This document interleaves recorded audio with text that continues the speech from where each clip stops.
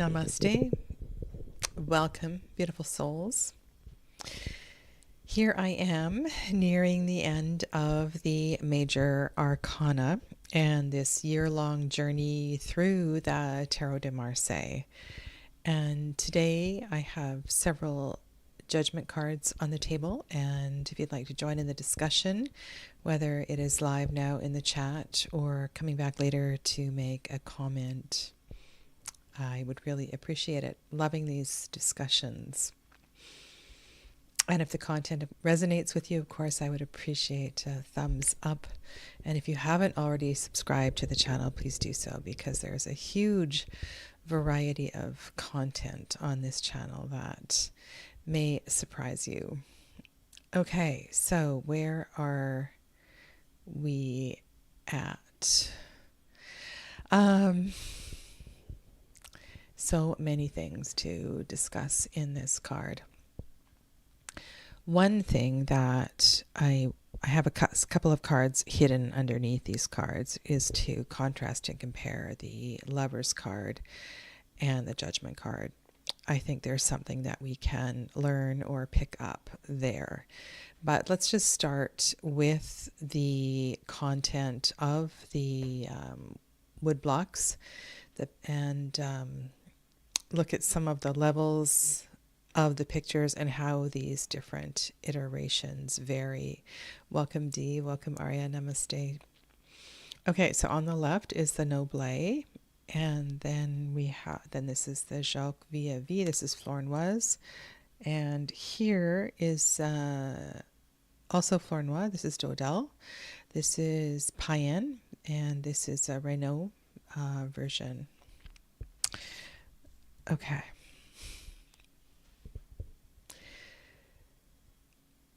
Something is, in all of these cards, we have three figures on the bottom. We have an angel that is appearing through the veil. There is a sense of light, and we have the call, the trumpet, as well as a flag. And in all of these pictures as well, we also have the droplets, which we have sort of discussed in a couple of other cards. And I want to say that the significance of these drops, I feel, is significant, especially if we pull out all of the cards that have these droplets versus similar ones that do not. We may be able to read something into them, and perhaps this is something that I want to pay more attention to in reading than I have in the past. There is more detail in the Jacques V tarot. It is there's more that is cut into these details, into the picture. We can actually see a scene in the background, and we do see a cross on the top of a spire, and I think that is certainly significant.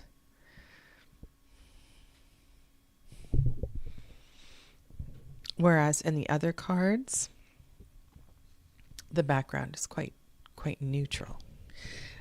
So there's something about this particular card that is really calling, sorry for that, is speaking to me. The other thing about the Jacques V tarot, the angel looks more like a cherub than an archangel, with the round face. To me, it has a different energy, and that is an interesting connection to the Lover's card. So we'll look at that in a little bit. The figures that are in that are arising from the tomb or from the tomb. Just use that word. Some of them are clear. Some of them we only see the back of. And I also want to suggest that there's something significant about that. One is, if you look at the Noble Tarot, which is in my hand, 2 of them are outside of the tomb and 1 is within. And this may be clear, less clear in some decks than others. And I wonder if you may read significance to that. And what's coming to mind right now is that the figures that are outside the tomb are the ones that appear to help guide you on your way in crossing over. And I suppose, in a way, this is a card of death. We did see death in the 13th Arcanum. And I think the metaphorical death here, it's most... Perhaps this card is indeed...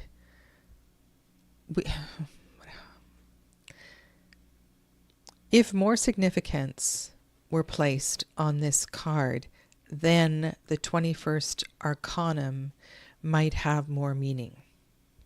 In that, what we're seeing in the 21st Arcanum is one of the figures from the Judgment card actually making that transition to the next phase, to the next stage of life. And so this is funny, interesting for me, because when this card appears, I hesitate. I want to check in with the querent, and the big concern here is, are you ready? Are you ready for this transition? Because this is a huge transition card.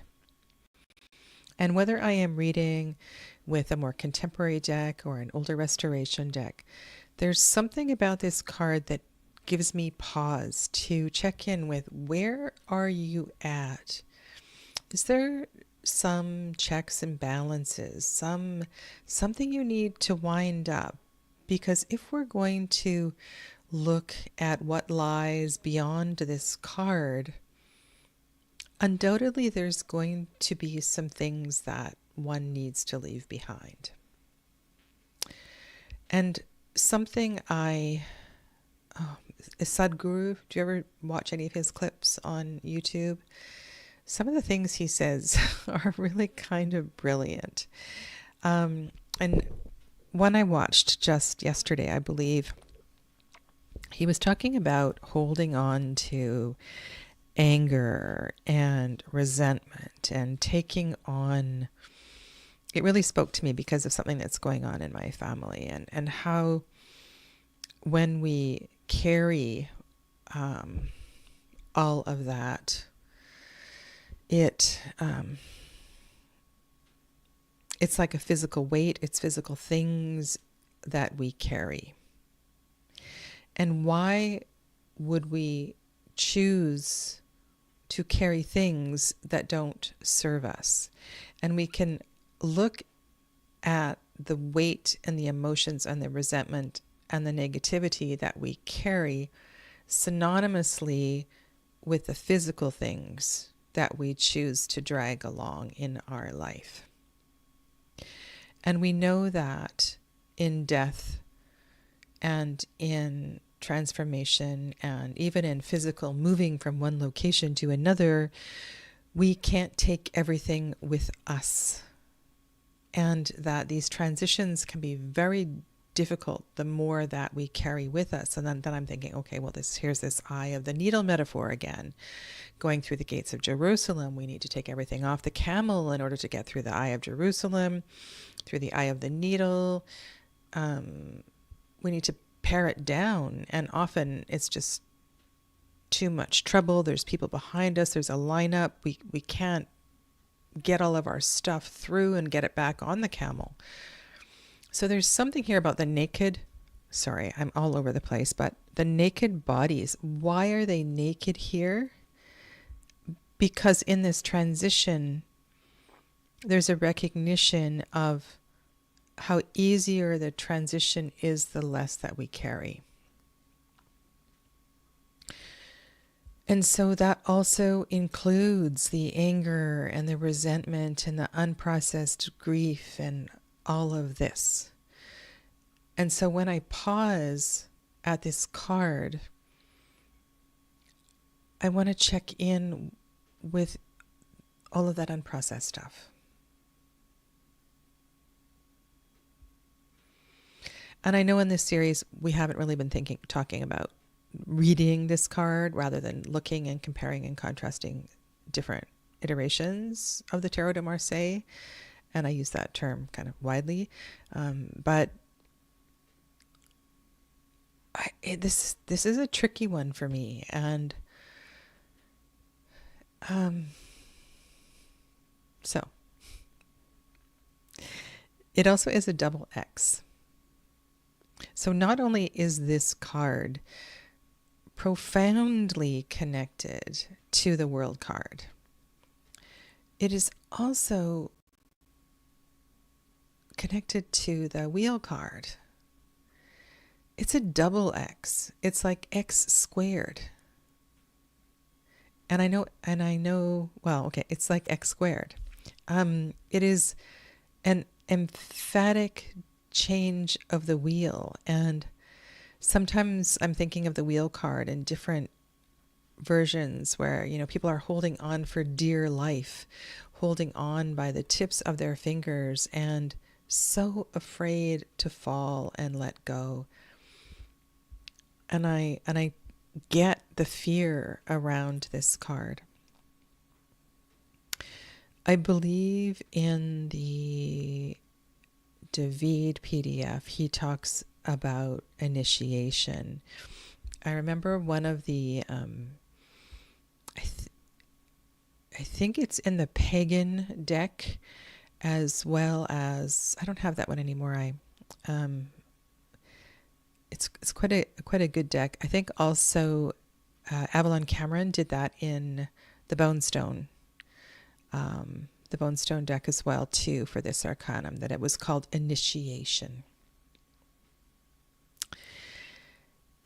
And I think that as well too is it's a great synonym for this card, in that if you've ever been initiated into an order, there often are vows that are taken.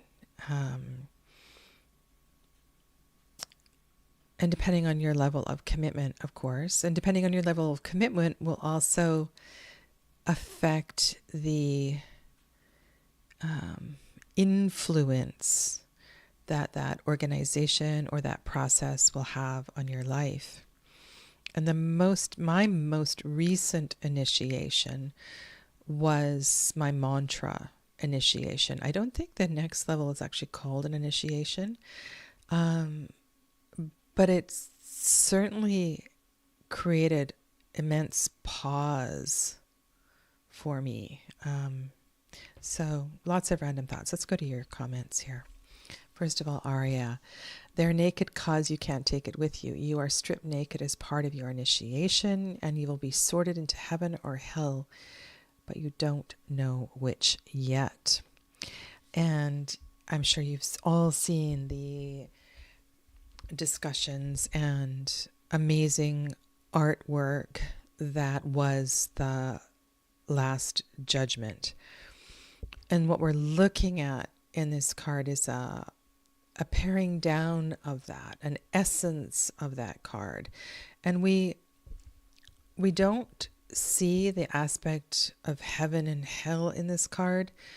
We've been through hell in the Devil and the Tower.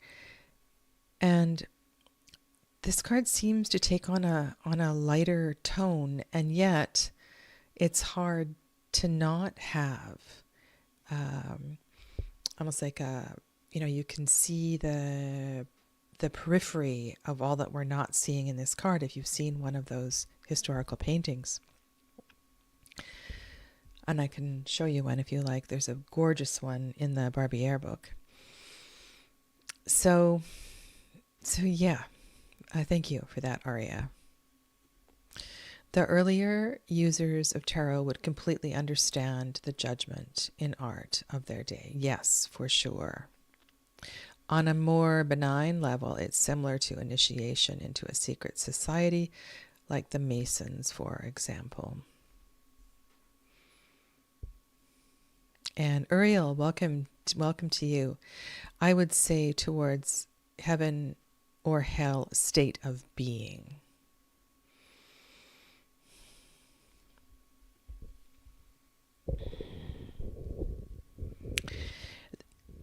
I appreciate that comment. So where my mind is going now is, if you think of the practice of meditation or other spiritual practices where you slowly peel away layers, you move towards a state of calm. You find space between the thoughts, and eventually you will have moments of clarity and connection. And depending on, and see here I'm going back to the preparation thing, depending on the preparation that you have done to purify your body, to take this slowly step by step, among other things, the easier this process will be to move you towards a, let's say, heavenly state of being. If you are all consumed at having a Kundalini experience, you can change that term to whatever you want, to having a Kundalini experience without the necessary preparation, you could easily end in a hell state of being because you have rushed the process, because you haven't sufficiently prepared your energy body, your nervous system for this change. And not even going to the level of, what's the word, nervous breakdown, or, I mean, it could appear in lots of different ways, like some kind of psychosis. I've had people show up in classes for, I'm talking about yoga classes. Like I've taught a lot of gentle hatha restorative classes for the purpose of healing from an apparent Kundalini experience that created some sort of psychosis. So this reality, and thank you for that term of heavenly state of being versus hell state of being, can happen quite unintentionally with, you know, without a mentor, without a guide, with too much exuberance.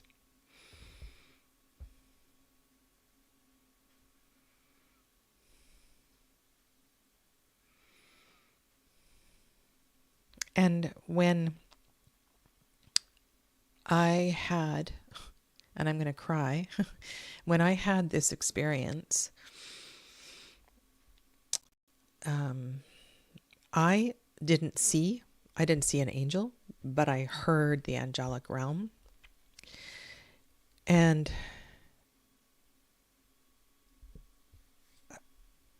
I've shared this story, so if you've heard it before, I'm sorry. I was sitting on a river, on rocks around a river, and I was with a group of people, and there was a teacher playing the harmonium, and we were chanting a Krishna mantra. And it was a small group. There was about 8 to 10 people. And the river, there was the noise of the river. The rocks were immensely uncomfortable. And this Gopala mantra was intoxicating. And I had closed my eyes, and after a period of time, I heard the mantra in the ether. And it wasn't human voices. It was quite literally the angelic, what I imagine was the angelic realm chanting with us. And I thought maybe there was another group of people that was walking by that had joined in the chanting of this mantra. And I opened my eyes and I continued to hear it. And I looked around at the other people and nobody was hearing this. And so my connection to this card is that, and what I was saying earlier to the world card, is that maybe these awakenings happen around us all at different moments, but not everybody hears it or sees it. So in this card, does everybody see it or hear it? Is this call intended for each of the figures in this card? Or for one of the figures in this card? I don't know. These are just musings by Sadhana. So,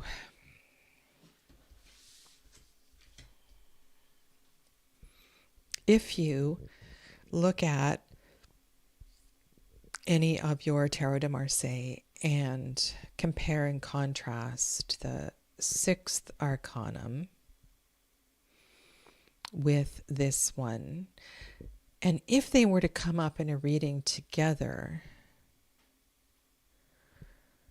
could you draw something from that? So we have the Cupid, the angel in the Lover's card shooting an arrow, and in the Judgment card, the angel plays a horn. There are 3 figures and 3 figures. One of the main differences is the energy of the droplets.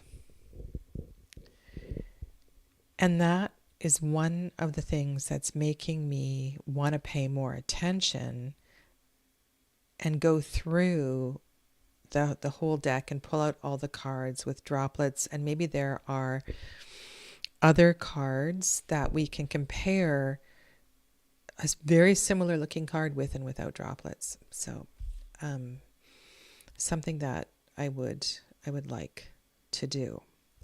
And then the other card, I have some other Judgment cards I want to comment on, but the other card, this is, the one I just showed you was the Renaud Jean-Pierre Payen. And this deck is also Renaud. This is the Madanier.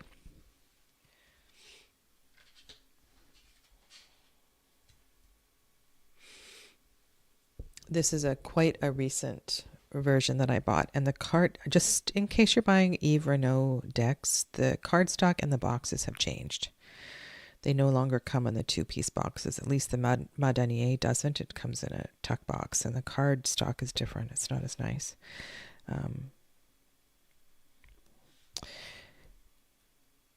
The tonsure. Not even sure how you pronounce that. Anyway, what is it about it appearing in this card, and the only other place that we see it is in the Hierophant card?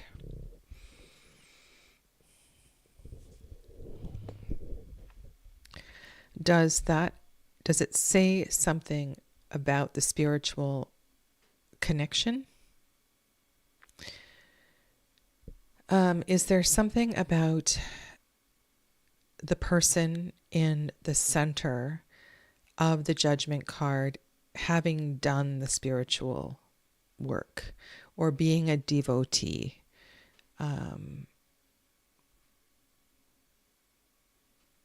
And in many of the cards, this figure has a darker coloring and not a skin color. And if we look to the tarot for skin colors and black colors,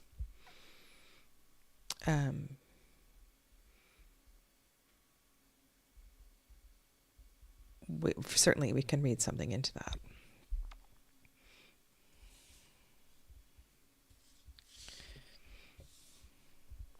Here I'm seeing the blue, which is also connected to spirit.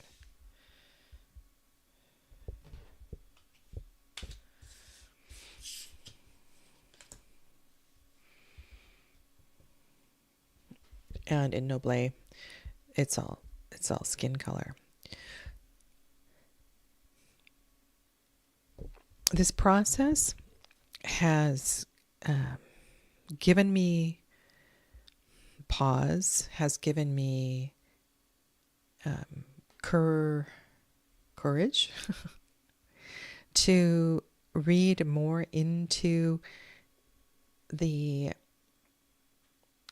ability to connect the layers among the major arcana. And I don't think I ever will be a frank and forthright reader like Camille Elias. That style just really doesn't do it for me. But it certainly does help to in weaving the story.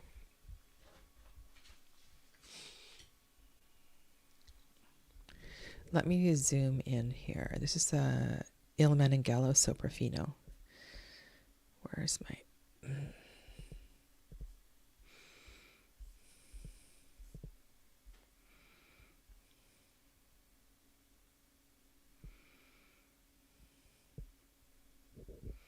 There's something about these two cards and the golden light that you see in the card on the right.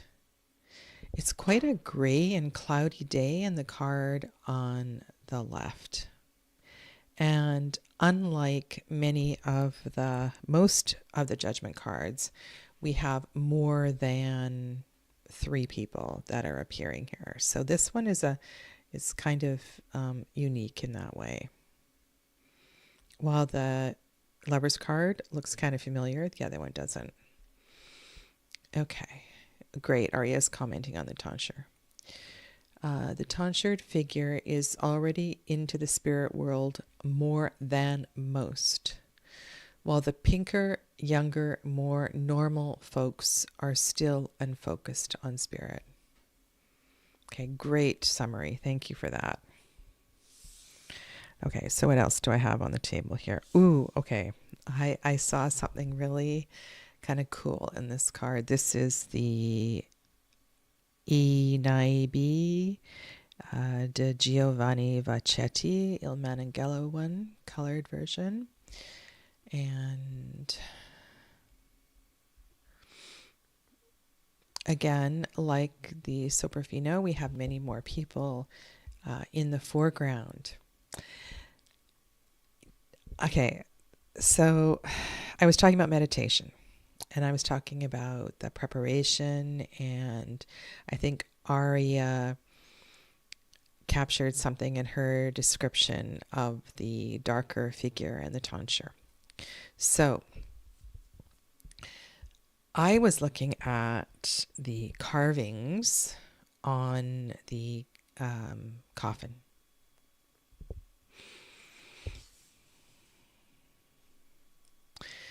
The only other place in the tarot that I am aware of that I've seen carvings on a coffin, maybe in the Four of Swords, is on the Nine of Swords. And this got me really thinking about the connection between Judgment and the Nine of Swords. And I've always, not always, but for a long time, seen the Nine of Swords as as a card of possibility of ascension. There's this moment, this glimpse, this gap in the fabric of time, and the veil is opening here. And if we can, if we have the discipline to focus on the space rather than the noise, something amazing could happen in this card. Anyway, my connection was drawn through the engravings on the tomb, so I thought that was kind of cool. A deck that I haven't had out for a long time is this one. And I want to go back to your comments before I carry on. D. Are we to assume the person is a junior clerical figure and fitted for heaven? I think that would be a fair judgment, a fair description. Yes. This is Laurie LePage's Tarot de Ozar.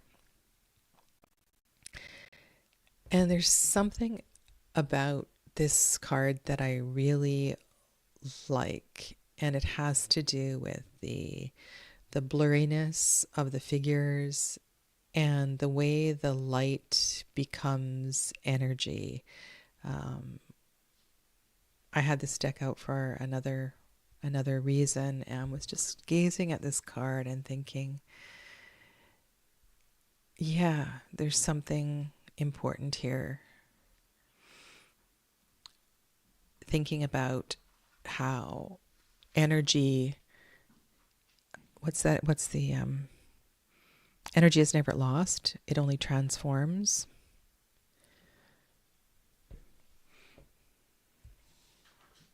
And I think my last point for today is, I also want to, and I think it's only in the Italian decks that the title of the card is Angel and not Judgment.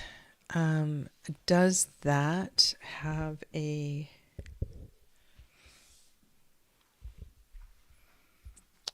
influence on the way you read?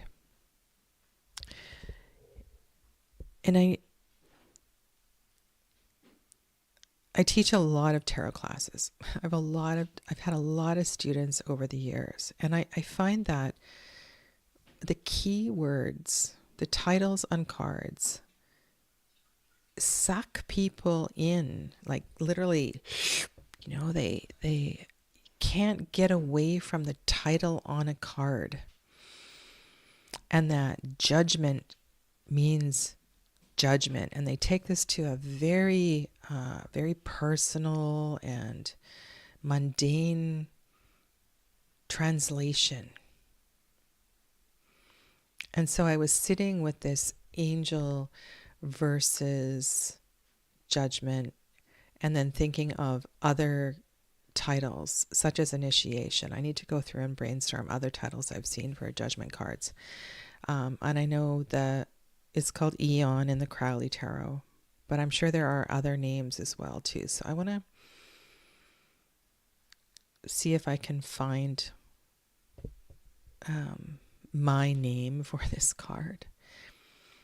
However, coming from the era that this card comes from and the connecting artwork, certainly anybody using a Tarot de Marseille deck, something from the, let's say generally the end of the 18th century,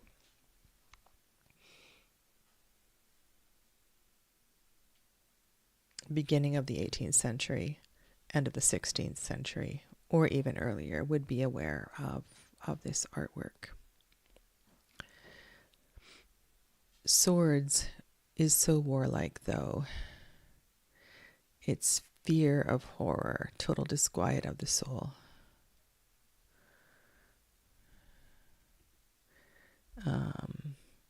Ozark Judgment is so much more spiritual than most other. Yes, I agree.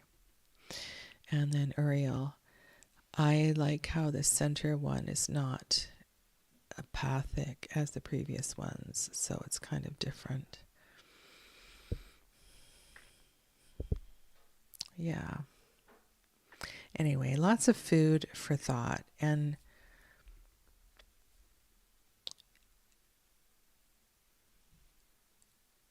taking time with cards like this, I think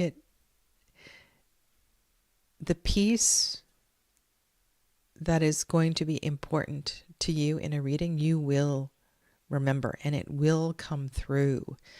You could have a brand new deck that was created over the last couple of years, and there'll be something in that judgment card, and you'll go, wow, now I get that. Now I understand that. So enjoy this process. And if some of the further study suggestions I have made resonate with you, please be sure to come back and let me know what you find in the comments below. I want to wish you all a lovely rest of your day, and I will see you very soon. Take good care. Namaste.